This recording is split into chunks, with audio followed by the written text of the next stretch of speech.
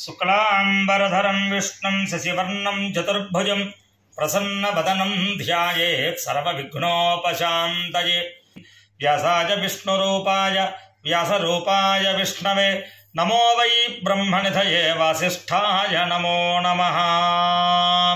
నమశివాభ్యాం నవయవ్వనాభ్యాం పరస్పరాశ్లిష్టవపుర్ధరాభ్యాం నగేంద్రకన్యా వృషకేతనాభ్యాం నమో నమః. శంకరపార్వతీభ్యాం వనమాళీ గదీశార్గీ శంఖీ చక్రీ చనందకీ శ్రీమాన్ నారాయణో విష్ణు వాసుదేవోభిరక్షతు. లోకంలో మానవుల యొక్క కష్టములన్నీ తీర్చి సుఖాలన్నీ పొందడం కోసం కష్టాలన్నింటినీ పోగొట్టుకొని సర్వసుఖాలని పొందడం కోసం, అలాగే పాపముల నుంచి విడవబడి పుణ్యాలన్నిటినీ పొందడం కోసం, అలాగే అమ్మవారి యొక్క అనుగ్రహాన్ని లేదా దేవతానుగ్రహాన్ని పొందడం కోసం మనకి మహర్షులు కలియుగంలో మానవులు పెద్ద పెద్ద తపస్సులు, యజ్ఞాలు, యాగాలు, నోములు, నిష్టలు, నియమాలు పాటించాలంటే వారి వల్ల కాదు అని సులభంగా ఉండేట్లుగా, సూక్ష్మంగా ఉండేట్లుగా, అత్యద్భుతమైన పెద్ద పెద్ద ఉన్నతమైన విశేషమైన ఫలితాలను ఇచ్చేట్లుగా ఉండేటువంటి ఎన్నో పూజా విశేషాలు మనకు అందించారు. ఎందువల్లయ్యా అంటే కృతయుగం, త్రేతాయుగం, ద్వాపరయుగం ఆ యుగాలలో లాగా యజ్ఞం చేయండి, లేదా ఇన్ని వేల సంవత్సరాలు తపస్సు చేయండి, లేదా ఇంత కఠోరమైన దీక్షలు పాటించండి అంటే కలియుగంలో సాధ్యం కాదు.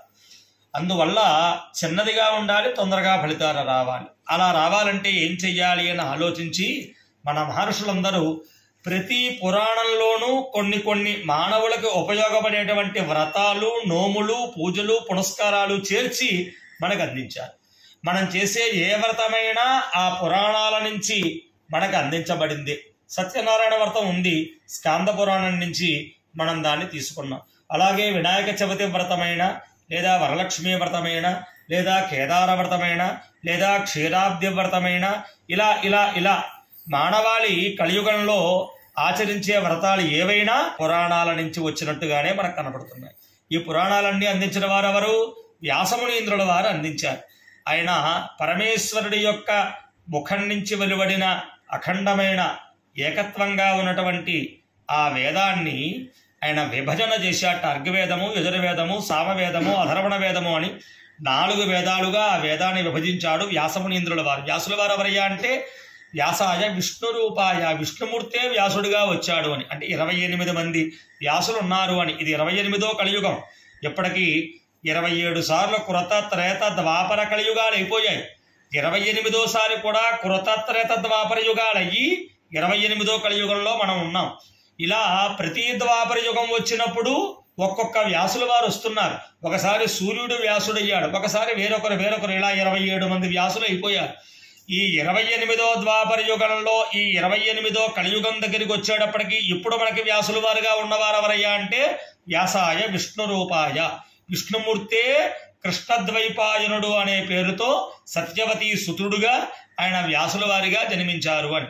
ఆ వ్యాసుల వారు ఆ వేదాన్ని 4 భాగాలుగా అర్ఘవేద, యజుర్వేద, సామవేద, అధర్వణ వేదాలుగా అందించి ఇంకా ఆయనకి తృప్తి చెందక ఆ వేదంలో ఉన్నటువంటి విషయాన్ని అందరికీ అందించాలని ఉపనిషత్తులు అనేటువంటిది ధర్మాలతో కూడినటువంటి దాన్ని ఆయన అందించారు. అనేకములైన ఉపనిషత్తులు ఉన్నాయి. ఉపనిషత్తులు అందించినా ఆయనకి తృప్తి కలగలేదు. ఇది కూడా ఏదో పండితులు, జ్ఞానులు అయిన వారికి తప్ప పామరులకు అర్థమయ్యేట్లుగా లేదు, కాబట్టి కథల రూపంలో అందరికీ అర్థమయ్యేట్లుగా చెప్పాలి అని పురాణాలు రాశారు ఆయన. ఎన్ని పురాణాలు? 18 మహాపురాణాలు, 18 ఉపపురాణాలు రాశారు వ్యాసుల వారు అని చెప్పబడుతోంది. మధ్వయం భద్వయం చైవ భ్రత్రయం వచతుష్టయం అనాపలింగ కూస్కాని పురాణాన్ని పృథక్ పృథకు మరలా ఆయన 18 పురాణాలు వరుసగా ఒకదాని తర్వాత ఒకటి రాసుకుంటూ వచ్చారట. మకారంతో ప్రారంభమయ్యే పురాణాలు 2, మత్స్య పురాణం, మార్కండేయ పురాణం. భకారంతో ప్రారంభమయ్యే పురాణాలు 2, భవిష్య పురాణం, భాగవతం.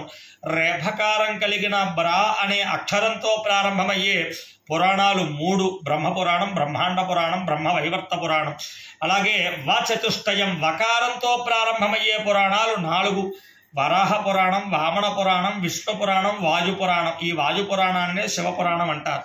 ఇవి కాకుండా ఆ, నా, పా, లిం, గా, కు, స్కా ఇలా 7 పురాణాలు. అగ్ని పురాణం, నారద పురాణం, పద్మ పురాణం, లింగ పురాణం, గరుడ పురాణం, కూర్మ పురాణం, స్కాంద పురాణం ఇలా 7 పురాణాలు. ఇలా మొత్తం 18 పురాణాలు ఆయన రచించారు. మరలా వేరే 18 ఉప పురాణాలు కూడా రచించారు.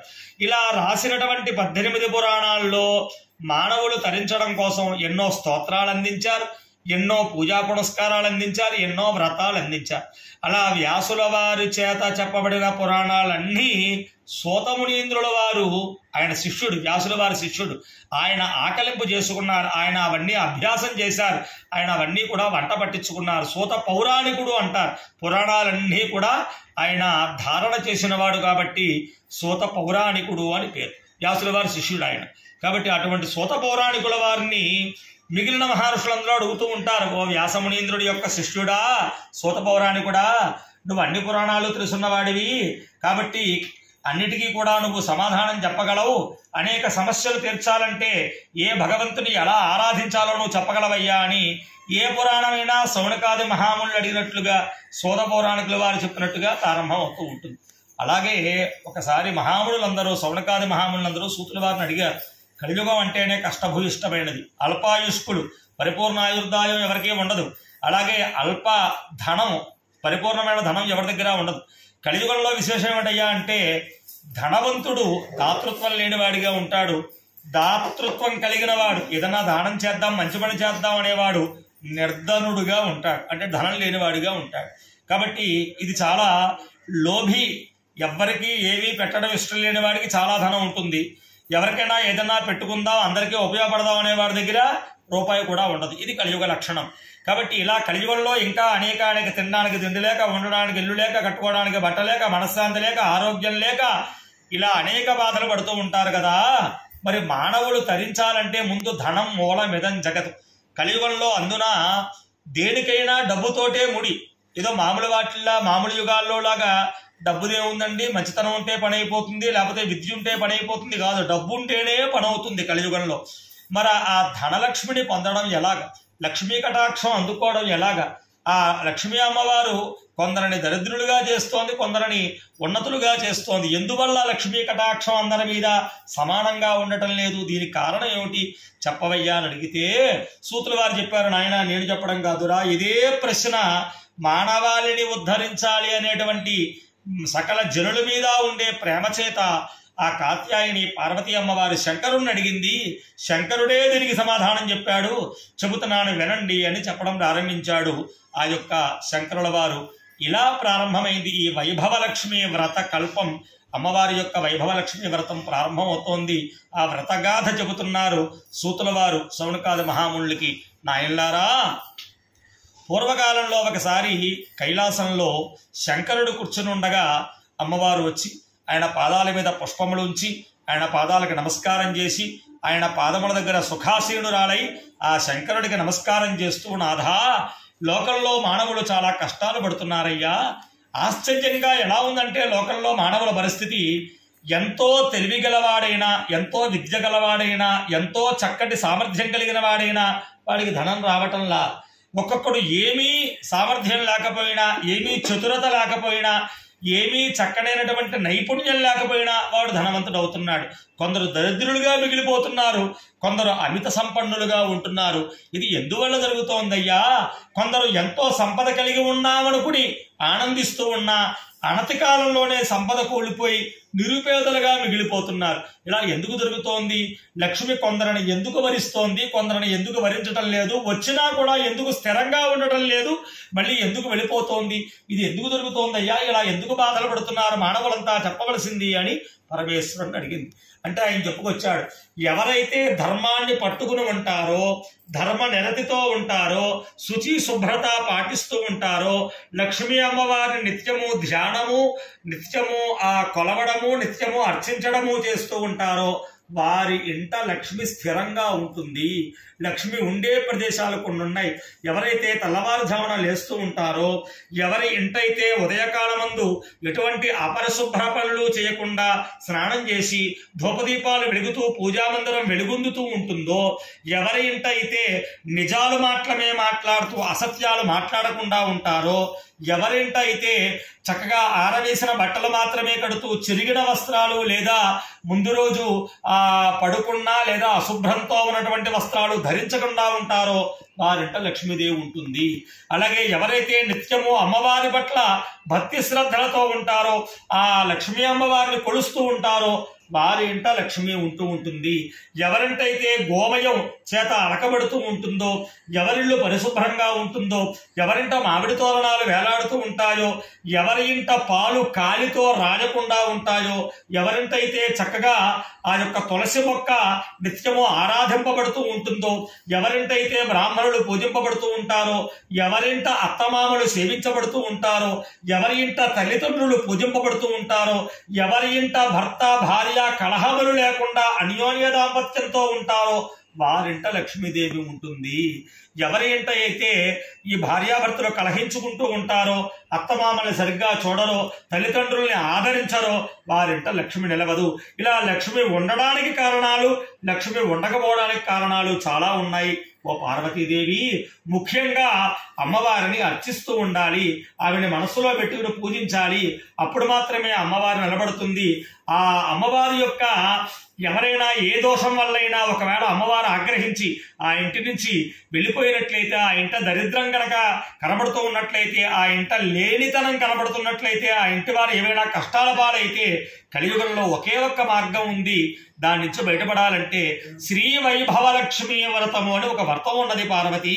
ఆ వైభవలక్ష్మీ వ్రతాన్ని చేస్తే వెళ్ళిపోయిన ఐశ్వర్యం కూడా తిరిగి వచ్చి లక్ష్మి వారింట స్థిరంగా నివాసం ఉంటుంది అని చెబుతూ అలా పరమేశ్వరుడు పలికేటప్పటికీ అమ్మవారింది ఎవరా వైభవలక్ష్మి, ఏమిటా ఆవిడ విశేషం, ఎలా జనించింది ఆవిడ, ఎలా ఉద్భవించింది లోకంలోకి, ఆవిడ వ్రతం ఎలా చేయాలి, పూర్వం ఎవరు చేశారు, దాని నియమాలు ఏమిటి, వివరంగా చెప్పు మహానుభావ అని పార్వతీ అమ్మవారు అడిగితే, కాత్యాయని వైభవలక్ష్మి అంటే ఎవరో కాదు, శ్రీ మహాలక్ష్మినే వైభవలక్ష్మి అంటారు. ఈ లక్ష్మీదేవి అన్ని సంపదలు ఇచ్చేదిగా 8 స్వరూపాల్లో ఉంటుంది. విద్యాలక్ష్మిగా, ధనలక్ష్మిగా, ధాన్యలక్ష్మిగా, సంతానలక్ష్మిగా, విజయలక్ష్మిగా, ధైర్యలక్ష్మిగా, ఆదిలక్ష్మిగా, ఇలా గజలక్ష్మిగా 8 రూపాలతో అమ్మవారు ఉంటుంది. ఆ 8 రూపాలు ఏమిటి, ఆవిడ అన్నీ ఇవ్వగలదు అని చెప్పడం. లక్ష్మి అంటే సంపదతో ఉండడం, అంటే డబ్బుతో ఉండడమే కాదు, ఐశ్వర్యంతో ఉండడం. సంపద అంటే ఏమిటి, చదువు లేకపోయినా లేని వారికిందే లెక్క, అలాగే సంతానం లేకపోయినా లోటున్నట్టే లెక్క, అలాగే వాహనాలు లేకపోయినా అది లోటున్నట్టే లెక్క. కాబట్టి వాహన సౌఖ్యం, విద్యాలాభం, అలాగే సంతాన సౌఖ్యం ఇవన్నీ కలిస్తేనే సంపద. అందుకని ఇవన్నీ ఆవిడ ఒక్కొక్క రూపంగా ఉండి అవన్నీ ఆవిడిస్తూ ఉంటుంది. అందుకే ఈ 8 రకాల ఐశ్వర్యాలనే అష్టైశ్వర్యాలు అంటారు. ఆ అష్టైశ్వర్యాలు ఇచ్చే అమ్మవారినే అష్టలక్ష్ములుగా మనం కొలుస్తున్నాం. మరి వైభవలక్ష్మి అంటే ఏమిటంటే, ఈ 8 లక్ష్ములు ఎవరి దగ్గర ఉంటాయో, 8 ఐశ్వర్యాలు ఎవరు పొందుతూ ఉంటారో వారు వైభవంగా ఉన్నట్టు. ఆయన చాలా కోటీశ్వరుడేనండి కానీ పిల్లలు లేరండి అంటే ఆయన పూర్తి ఐశ్వర్యవంతుడు కాదు. ఆయన చాలా ధనం ఉన్నవాడేనండి కానీ ఆయనకి సంతకం పెట్టడం రాదండి, చదువుకోలేదండి అంటే ఆయన ఐశ్వర్యాన్ని పొందిన వాడి కింద లెక్క కాదు. విద్య ఉండాలి, సంతానము ఉండాలి, ధనము ఉండాలి, వాహనాలు ఉండాలి, ఇంట అన్యోన్య దాంపత్యం ఉండాలి, అన్నీ ఉండాలి. కాబట్టి ఇలా ఇవన్నీ అష్టలక్ష్మి రూపాల్లో ఆ అమ్మవారు ఇస్తోంది. ఇలా అన్నిటినీ పొంది ఉండేట్లుగా అనుగ్రహించేటువంటి అమ్మవారే వైభవలక్ష్మి. అంటే ఈ వైభవాలన్నీ కల్పించేది, ఏది లోటు లేకుండా ఒక డబ్బు మాత్రమే ఇవ్వడం కాకుండా అన్ని సుఖాలను ఇచ్చేదిగా అమ్మవారిని కొలిచేటప్పుడు ఆవిడికే వైభవలక్ష్మి అని పేరు పెట్టారు. అబ్బబ్బా, ఆ వైభవం అంతా ఇంత కాదండి అంటారంటే ఏమిటి, అక్కడ ఏ లోటు లేదు, అన్నీ సమృద్ధిగా ఉన్నాయి అని. అటువంటి వైభవలక్ష్మి అంటే మహాలక్ష్మి అమ్మవారే వైభవలక్ష్మిగా కొలవబడుతూ ఉంది. అంటే ఆమె అన్నిటినీ ఇవ్వగలదు, ఆమె అనుగ్రహం వల్ల అన్నీ పొందవచ్చు అని చెప్పడం ఆ నామధేయంలో విశేషం. పార్వతి, ఆ వైభవలక్ష్మి అసలు మహాలక్ష్మి ఆవిర్భావం ఎలా జరిగిందంటే, పూర్వకాలంలో భృగు మహర్షి అని ఒక మహానుభావుడు ఉండేవాడు. ఆయన అమ్మవారిని చాలా తపస్సు చేత కొలిశాడు ఆయన. చాలా కాలం అమ్మవారి గురించి తపస్సు చేశాడు. అమ్మవారు ప్రత్యక్షమైంది. ఏమిటి నాయనా నీ కోరిక అని. అమ్మా, లోకంలో ఎవరికైనా శక్తి, యుక్తి, భుక్తి 3 కావాలి. ఈ 3 లేకపోతే బతకడం కష్టం. శక్తి అంటే ఓపిక, ఆరోగ్యం, బలం, ఇవన్నీ శక్తి. ఇవన్నీ కావాలంటే శక్తి అమ్మవారి అనుగ్రహమే కావాలి. అలాగే యుక్తి అంటే చదువు, తెలివితేటలు, అలాగే జ్ఞాపక శక్తి, అలాగే ఏ సమయానికి ఎలా నడుచుకోవాలో తెలిసి ఉండడం, పరిపూర్ణమైనటువంటి జ్ఞానంతో ఉండడం, ఇది యుక్తి. ఇది కూడా అమ్మవారే ఇస్తుంది. అలాగే భుక్తి, కావలసినవన్నీ పొందడం, ఐశ్వర్యం కానీ, తినేది కానీ, లేదా సుఖపడేవి కానీ, ఇవన్నీ భుక్తి. ఈ 3 అమ్మవారే ఇస్తోంది. అప్పటికి 2 ఇవ్వగలిగినటువంటి అమ్మవారిగా అమ్మవారు ఆవిర్భవించి ఉంది. అంటే పార్వతీదేవిగా, శక్తినిచ్చేదిగా, మహాకాళీ శక్తిగా పార్వతీ అమ్మవారు ఉంది. అమ్మా, నువ్వు శక్తినిచ్చేదానిగా పార్వతీ రూపంలో, మహాకాళీ రూపంలో ఉన్నావు, బాగుంది. అలాగే యుక్తి అంటే చదువు, విద్య, తెలివితేటలు, జ్ఞాపక శక్తి, ఇటువంటి కార్య సాఫల్యం చేసుకునేటువంటి తెలివితేటలు, వీటిని ఇచ్చేదానిగా సరస్వతి, ఆ యుక్తినిచ్చేదానిగా సరస్వతిగా కూడా నువ్వు ఆవిర్భావం చెంది ఉన్నావు. కానీ భుక్తినిచ్చేదానిగా నువ్వు ఇంకా లోకంలోకి రాలేదమ్మా. భుక్తి అంటే ఏమిటి? సంపాదన రూపంగా అందరూ బతకడం. ఏ జీవైనా, ఆఖరికి పులులు, సింహాలైనా వాటి బలంతో అవి వేటాడి వాటి ఆహారం సంపాదించుకుంటున్నాయి. మానవుడు వారి తెలివితేటలతో అతను చక్కగా సంపాదించుకుని ఆ ద్రవ్యాన్ని తెచ్చుకుని ద్రవ్యం ద్వారా ఆహారాన్ని సమకూర్చుకోగలుగుతున్నాడు. కాబట్టి ఇలా దీన్నే భుక్తి అంటారు. కాబట్టి లోకంలో ఏ ప్రాణికోటైనా భుక్తిని పొందాలంటే లక్ష్మీ అనుగ్రహమే కావాలి. కాబట్టి అలా భుక్తిని అందించే దేవిగా నువ్వు ఇంకా లోకంలోకి రాలేదు. కాబట్టి నువ్వు లోకంలో శక్తినిచ్చేదానిగా ఉన్నావు, యుక్తినిచ్చేదానిగా ఉన్నావు, భుక్తినిచ్చేదానిగా, లక్ష్మిగా నువ్వు నాకు అవతరించాలమ్మా. నువ్వు నా ఇంట నా కుమార్తెగా, భృగు మహర్షి పుత్రికగా నువ్వు పుట్టాలమ్మా అని అమ్మవారిని ప్రార్థించాడు ఆయన. అమ్మవారు వెంటనే ఆయన తపస్సుకి మెచ్చి, నీ ఇంట నేను పుత్రికగా భృగోత్సంకల్పతనయాం అంటారు. ఆయన సంకల్పం చేసినట్లుగా అమ్మవారు భృగు మహర్షికి ఆ పుత్రికగా అమ్మవారు వచ్చింది. నీ ఇంట నేను పుడతానయ్యా అని ఆయనకి వరాన్ని ఇచ్చి అమ్మవారు ఆయన ఇంట జన్మించింది. అందుకే అమ్మవారికి భృగువాసరే, భృగువారం అంటే ఇష్టం. భృగువారం అంటే ఏమిటి? శుక్రవారమే. శుక్రవారాన్నే సంస్కృతంలో భృగువాసరే అంటారు. భృగు మహర్షి యొక్క పుత్రికగా ఆవిడ ఆ యొక్క ఇంట జన్మించింది. సరే, ఆయన ఇంట జన్మించినటువంటి ఆ మహాలక్ష్మి విష్ణుమూర్తికి చక్కగా ఆవిడ ఆ భృగు మహర్షి సంతానంగా ఆవిడ ఉంది. లోకంలో అందరికీ ఐశ్వర్యాన్ని ఇస్తోంది. విష్ణుమూర్తి భార్యగా కూడా ఆవిడ చక్కగా అలా వెలుగొందుతూ అందరినీ రక్షిస్తూ ఉంది.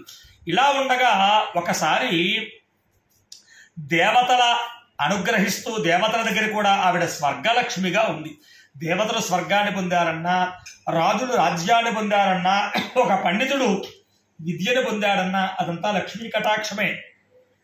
స్వర్గలక్ష్మిగా అమ్మవారి అనుగ్రహం ఉన్నంత వరకే దేవతలు స్వర్గంలో ఉంటారు. రాజ్యలక్ష్మిగా రాజులకి అమ్మవారి అనుగ్రహం ఉన్నంత కాలమే రాజులు రాజ్యాన్ని పరిపాలిస్తారు. విద్యాలక్ష్మిగా అమ్మవారి అనుగ్రహం ఉన్నంత కాలమే పండితులు పాండిత్యంతో ఉంటారు. ఆ అమ్మవారి అనుగ్రహం పక్కకెళితే దేవతలకి స్వర్గం ఉండదు, రాజులకి రాజ్యం ఉండదు, విద్వాంసులకి విద్య కూడా ఉండదు. కాబట్టి ఆ స్వర్గలక్ష్మిగా దేవతలందరినీ అనుగ్రహిస్తున్నటువంటి మహాలక్ష్మి ఓసారి స్వర్గాన్ని విడిచిపెట్టి వెళ్ళిపోయింది. దేవతలంతా స్వర్గాన్ని కోల్పోయారు. ఎందువల్లయ్యా అంటే అమ్మవారిని అవమానించారు వాళ్ళు, ఆ ఇంద్రాది దేవతలందరూ కూడా. ఏమిటి అంటే దూర్వాసుల వారు ఒకసారి ఆ అమ్మవారు పరాశక్తి లలితాంబిక అమ్మవారి యొక్క శ్రీచక్ర మహానగర సామ్రాజ్యానికి వెళ్ళి అమ్మవారిని అర్చించి ఆ పారిజాత పుష్పమాల అమ్మవారి దగ్గర తీసుకుని వస్తూ అమరావతి ఇంద్రుడి లోకానికి వచ్చి ఇంద్రుణ్ణి అలా ఒక్కసారి చూచి పలకరించి, ఇదిగోనయ్యా అమ్మవారి ప్రసాదంగా పట్టుకొచ్చాను తీసుకోవాలి. రాజుగారి దగ్గరికి వెళ్తుంటే ఎప్పుడు ఉట్టి చేతులతో వెళ్ళకూడదు. అందులో ఆయన దేవతల రాజు, ఆయన దగ్గరికి ఉట్టి చేతులతో ఏం వెళ్తామని వస్తూ ఆ ప్రసాదాన్ని, అమ్మవారి ప్రసాదాన్ని ఇదిగోనయ్యా అని ఇంద్రుడికి ఇచ్చాట దూర్వాసముని ఇంద్రుల వారు. అమ్మవారి దగ్గర పాదాల దగ్గర నుంచి పట్టుకొచ్చినటువంటి పుష్పమాల. అప్పుడు ఇంద్రుడు ఐరావతం మీద కూర్చుని ఉన్నాడు. కూర్చుని ఉంటే ఆయన పైన ఉన్నాడు కదా, ఆ పైకి ఇలా అందిస్తే ఆ పూలమాల తీసుకుని భగవంతుడు పుష్పం అండి గుళ్ళోని ప్రసాదం పట్టుకొచ్చామంటే ఏం చేయాలి? కళగద్దుకోవాలి, తల్లో పెట్టుకోవాలి, ప్రసాదం అయితే నోట్లో వేసుకోవాలి, కుంకుమ అయితే బొట్టెట్టుకోవాలి. ఆయన విలాసంగా ఐరావతం మీద కూర్చుని ఆ దూర్వాసుడిచ్చినటువంటి పుష్పమాలిక కూర్చున్న ఐరావతం యొక్క శిరస్సు మీద అలా వేశాట. ఆయన వేస్తే ఆ పారిజాత సుగంధమాల దాని మీద మంచి సుగంధం వస్తూ ఉంటే దాని చుట్టూరా తుమ్మెదలన్నీ మూగుతున్నాయట. ఆ తుమ్మెదలన్నీ మూగుతూ ఉంటే ఆ తుమ్మెదలతో కూడినటువంటి పుష్పమాల ఏనుగు సరస్సు మీద వేస్తే ఆ తుమ్మెదలన్నీ పుష్పమాల మీద ఆ యొక్క దాని మీద చేరుతూ ఏనుగుని చికాకు పెట్టడం మొదలుపెట్టాయి. ఝుంకారంతో చెవుల దగ్గర తొండం దగ్గర అలా చికాకు పెడుతున్నాయి. ఆ ఏనుగుకి ఆ ఐరావతాన్ని చికాకు కలిగి ఆ తొండం పైకెత్తి నెత్తి మీద ఉన్నటువంటి ఆ పూలమాల తీసి నేలకేసి కొట్టిందిట. ఇది అమ్మవారి యొక్క ప్రసాదం పట్ల అపచారం చేసిన వాడయ్యాడు ఆ యొక్క ఇంద్రుడు. దాంతో అమ్మవారెవరు? లలితా అమ్మవారు, లక్ష్మీ అమ్మవారు అందరూ ఒకటే కదా. ఆవిడే ఇచ్ఛాశక్తి, జ్ఞానశక్తి, క్రియాశక్తిగా అందరిలోనూ ఉంటోంది ఆవిడ. అందువల్ల వెంటనే లక్ష్మీదేవి అక్కడి నుంచి వెళ్ళిపోయింది. వెళ్ళిపోయినప్పటికీ ఎవరో రాక్షసులు దండెత్తడం, మొత్తం అంతా ఈ స్వర్గం అంతా పోగొట్టుకోవడం, అంతా స్వర్గాన్ని పోగొట్టుకుని వీళ్ళు అలాగా అడవి పాలు అయిపోయారు. ఏమీ స్వర్గాలు లేవు, భోగాలు లేవు, ఎక్కడ సుఖాలు లేవు, సంతోషాలు లేవు. దేవతలు అంటే దివ్యం క్రీడయంతీతి దేవత, ఎప్పుడూ ఆనందంగా ఉండేవాళ్ళు కాబట్టి దేవతలు అని పేరు. ఆనందం లేదు, అంతా విషాదమే. లక్ష్మి వెళ్ళిపోయేటప్పటికి దాంతో వాళ్ళందరూ ఎలాగ మళ్ళీ లక్ష్మిని ఎక్కడ పట్టుకోవాలని వాళ్ళందరూ కూడా విచారించి అలా తిరుగుతూ ఉంటే ఆఖరికి బ్రహ్మ విష్ణు మహేశ్వరులు చెప్పారట, మీరు పోగొట్టుకున్న లక్ష్మిని మళ్ళీ పొందాలంటే క్షీరసాగర మథనం చెయ్యాలయ్యా, అందులోంచి వస్తుంది ఆ అమ్మవారు, అప్పుడు పొందొచ్చు మీరు అని చెప్పంటే వీళ్ళు ఒక్కల వల్ల కాదని చెప్పని రాక్షసుల్ని కూడా తోడు వేసుకుని ఆ రాక్షసులు వీళ్ళు కలిసి అదే దాన్నే అమృతం పొందడానికి కూడా చిలికాలని చెబుతారు. అలా అమృతము, ఉచ్చైస్రవము, కామధేనువు, కల్పవృక్షము, అలాగే ధనవంతరి, అలాగే అమృతము, అలాగే ఆ మహాలక్ష్మి, అలాగే చంద్రుడు, ఇలా ఎన్నో పుట్టాయి. దాని నుంచి ఆ యొక్క క్షీరసాగరాన్ని మధించడం మొదలుపెట్టారు. అలా మధిస్తూ ఉంటే అందుకే అమ్మవారికి ఇందుసోదరి అని పేరు. అంటే చంద్రుడితో పాటు కలిపి వచ్చింది అమ్మవారు. అందుకే పౌర్ణమి పూజ, పౌర్ణమి ఇవన్నీ అమ్మవారికి చాలా ఇష్టం.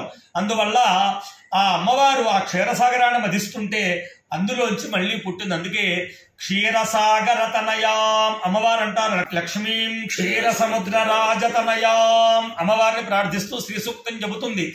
ఆ క్షీరసాగరుడు యొక్క కుమార్తెగా పుట్టినటువంటి అమ్మ అని కొలుస్తారు.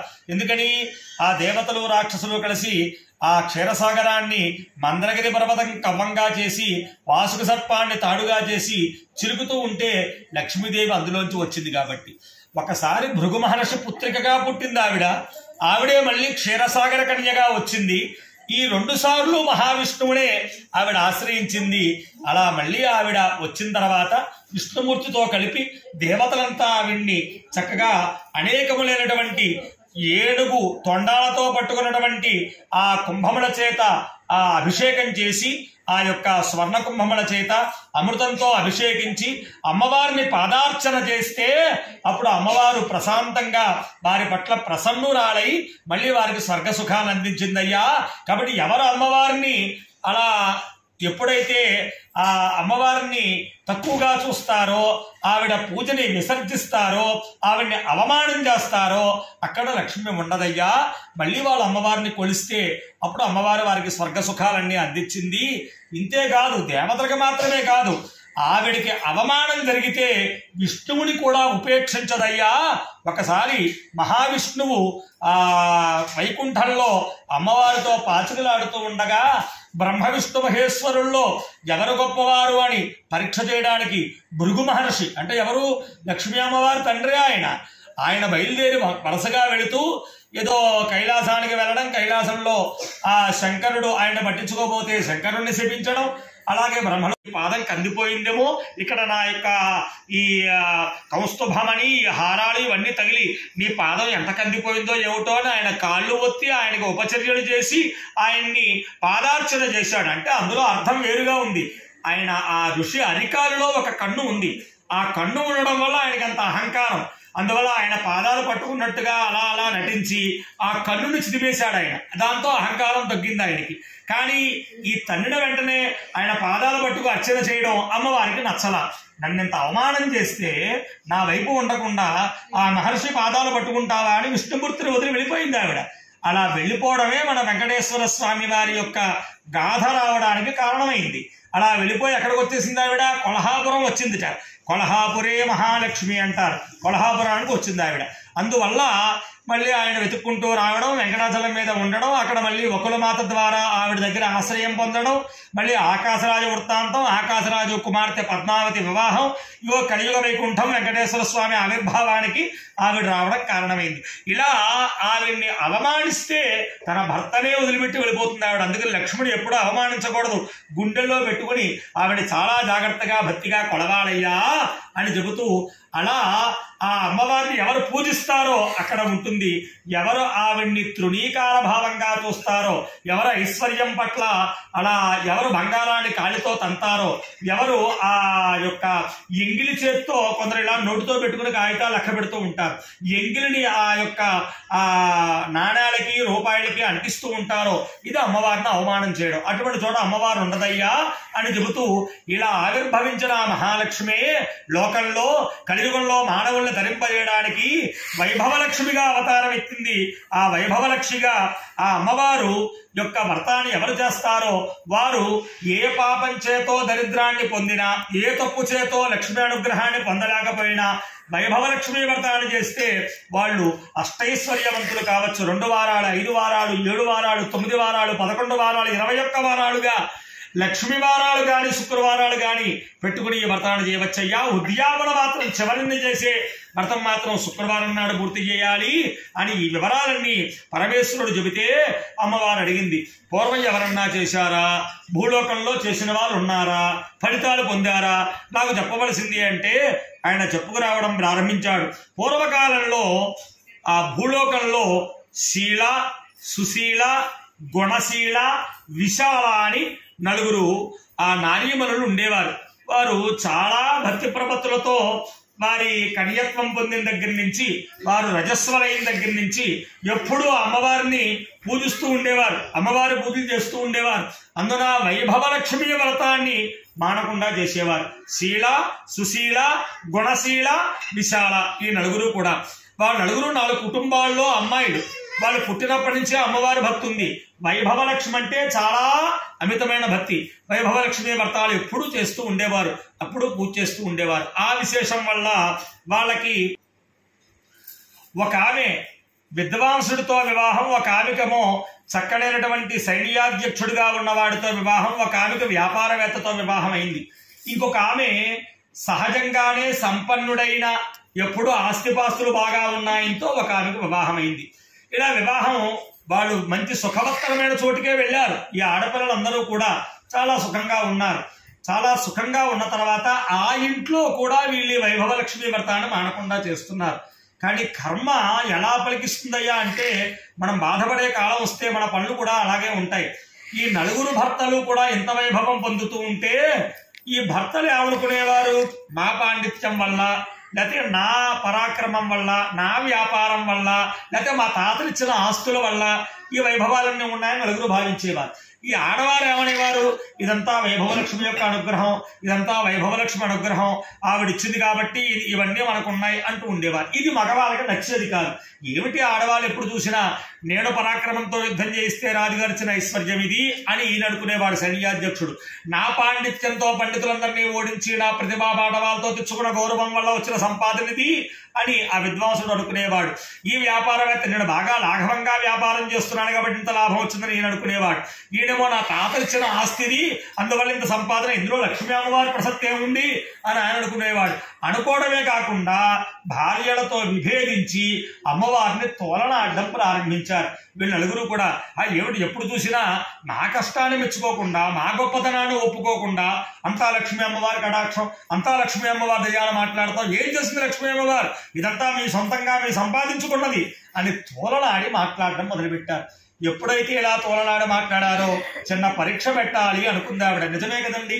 ఇందులో అందరూ డిగ్రీలు చదువుతున్నారు, అందరూ ఇంజనీర్లు చదువుతున్నారు, అందరూ డాక్టర్లు చదువుతున్నారు, అందరూ మంచి మంచి పండితులుగా ఉన్నారు, చాలా మంది ఉన్నారు. అందరినీ లక్ష్మి వరిస్తోందా?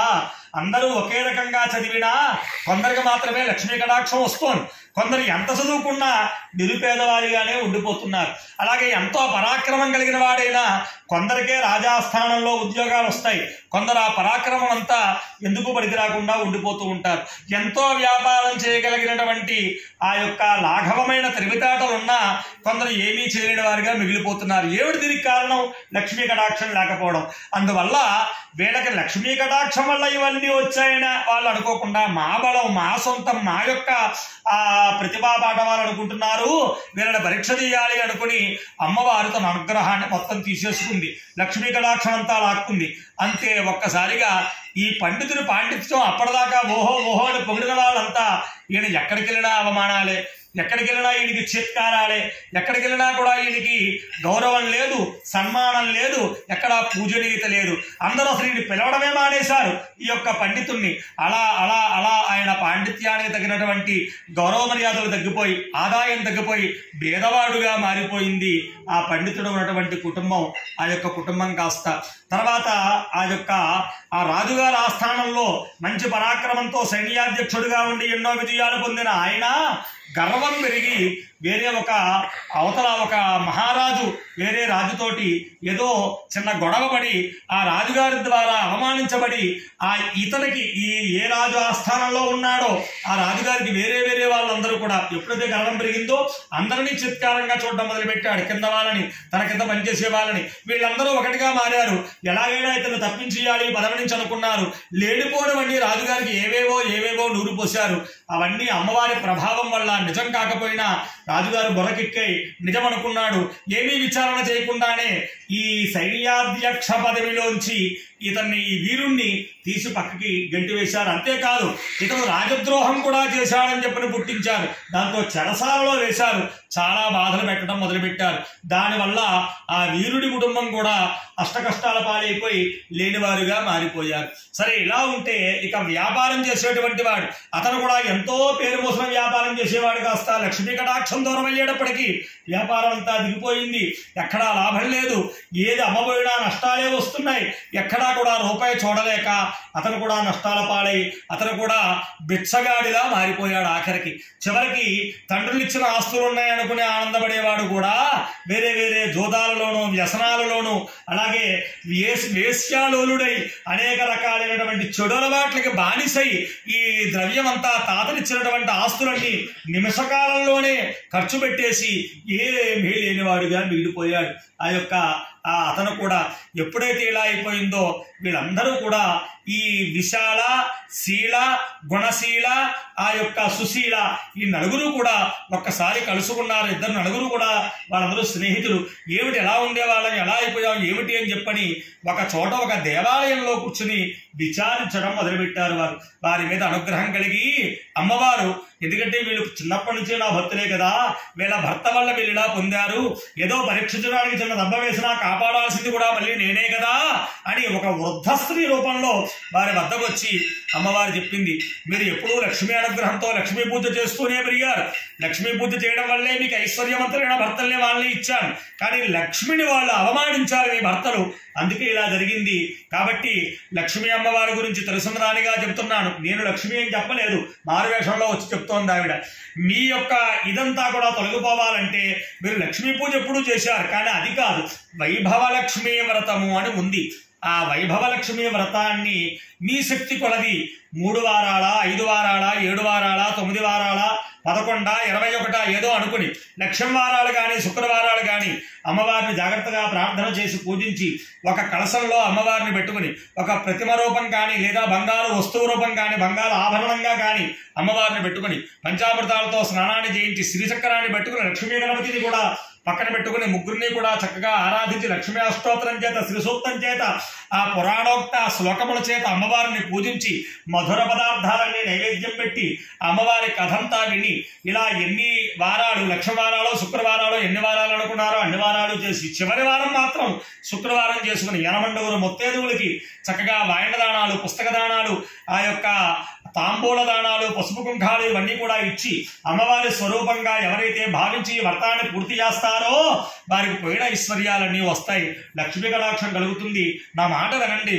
వైభవలక్ష్మి వ్రతం చేసుకోండి అని చెప్పిందిట అమ్మవారు. వెంటనే వారు తెలుసుకున్న వారై వెంటనే ఆ నలుగురు కూడా దీక్ష బట్టి 9 వారాలు చక్కగా చేసుకునేట్టుగా సత్యానుసారంగా ప్రతి శుక్రవారము వైభవలక్ష్మి వ్రతాన్ని ఆచరించి చివరి వారంలో ముత్తైదువులందరినీ పిలుచుకునే వారందరికీ వాయన దానాలు ఇచ్చి ఆ అమ్మవారికి నివేదనలు ఇచ్చి ఆ నైవేద్యాన్ని అందరితో కూడా భుజించి బ్రాహ్మణులకి దక్షిణ తాంబూలాలు ఇచ్చి సంతృప్తి చేసి వైభవలక్ష్మి వ్రతాన్ని అలా చక్కగా వారు అన్ని వారాలు పూర్తి చేసేటప్పటికీ మళ్ళీ ఆ పండితుడికి అపారమైనటువంటి ఖ్యాతి రావడం మొదలుపెట్టింది.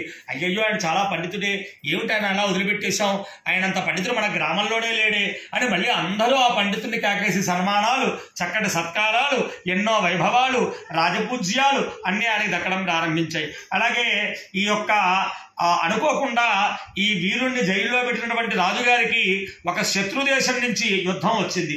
ఆ శత్రువును జయించాలంటే ఈ సైన్యాధ్యక్షుడే కావాలి, ఇంత వీరుడు ఇంకోడు లేడు. దాంతో ఎలాగైనా మళ్ళీ ఆ రాజుగారు వెళ్ళి, బాబు ఇదో జరిగిపోయింది, నువ్వు ఏ పాపం చేయలేదు, తప్పు చేయలేదు, ఎవరో చెప్పుడు మాత్రం ఇలా చేశాను, ఏమనుకోకు, నువ్వు రాపోతే ఈ రాజ్యం కాపాడబడదయ్యా, వచ్చి రాజ్యాన్ని కాపాడాలని చెప్పని అతన్ని విడిపించి మళ్ళీ యుద్ధాన్ని తీసుకెళ్లాడు. తన పరాక్రమంతో ఆ రాజుకి మళ్ళీ విజయం చేకూర్చాడు. దాంతో మళ్ళీ పూర్వ విభవాన్ని ఇచ్చి ఎంతో మంచి ఉన్నత స్థానంలో గౌరవ మర్యాదలు ఇచ్చి వీరుడిగా సైన్యాధ్యక్షుడిగా రాజుగారు అతన్ని గౌరవించారు. మళ్ళీ సంపదలన్నీ వచ్చాయి. అలాగే వ్యాపారవేత్త కూడా అమ్మవారి అనుగ్రహం ఎప్పుడైతే కలిగిందో మళ్ళీ కింద పడిపోయిన వ్యాపారం అలా అలా దినదిన ప్రవర్ధమానంగా అభివృద్ధి చెందింది.